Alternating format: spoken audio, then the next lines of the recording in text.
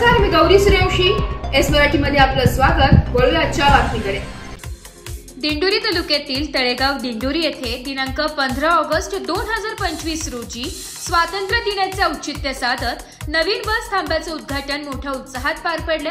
या बस थांब्यामुळे परिसरातील महाविद्यालयीन विद्यार्थी, शेतकरी वर्गाला प्रवासाच्या दृष्टीने मोठा दिलासा मिळणार आहे.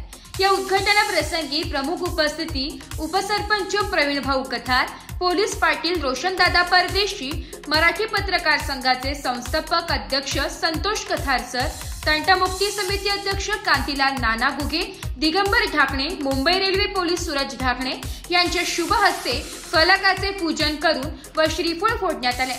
या कार्यक्रमाला गावातील तरुण, युवक, शेतकरी, ग्रामस्थ यांचा उत्स्फूर्त सहभाग लाभला.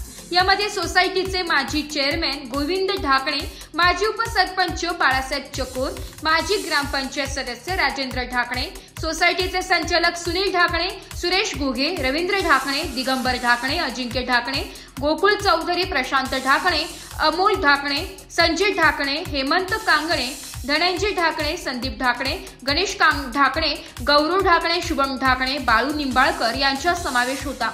या थांब्याच्या स्थापनेसाठी केशव गुगे यांनी विशेष प्रयत्न केले. कार्यक्रमाच्या शेवटी नाशिक सिटीलिंक बस थांब्याजवळ थांबून बस चालक रवींद्रनाथ सोनवणे व वाहक करण डोंगरे यांच्या शाल, श्रीफळ, गुलाब पुष्प देऊन सत्कार करण्यात आला. या बस थांब्यामुळे परिसरातील महाविद्यालयीन, शेतकरी, नागरिकांना प्रवासासाठी अधिक सुरक्षित व सुलभ सुविधा मिळणार आहे. एस मराठी न्यूजसाठी प्रतिनिधी संतोष कथार, तळेगाव. अशाच नवीन ताज्या घडामोडी जाणून घेण्यासाठी आमच्या एस मराठी न्यूज चॅनलला लाईक करा, शेअर करा, सबस्क्राईब करा आणि बेल आयकॉनला क्लिक करायला विसरू नका.